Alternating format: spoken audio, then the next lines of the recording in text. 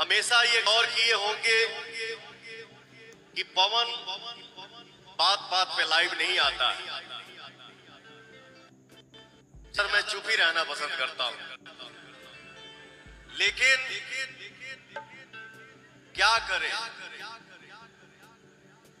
तोरे भाई के नाम पवनवा। हम चाहते हैं किसी का भला हो, उसका भी इशू बन जाता है। तो 2-3 दिन पहले हमारी एक गाने की पार्टी था लखनऊ में,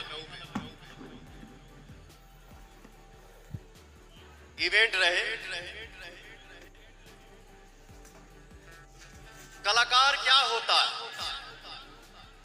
एक कलाकार वही होता है जो अपने काम से अपने ऑडियंस को इमोशनल कर दे। एक कलाकार वही होता है जो अपने काम से अपने ऑडियंस को हंसा दे।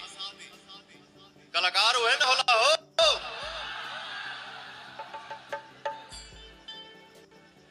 हम अपने जीवन में भैया हम जितने में बानी हमारा लगे 1 रुपया बा, लेकिन मैं चाहता हूं कि सबका भला।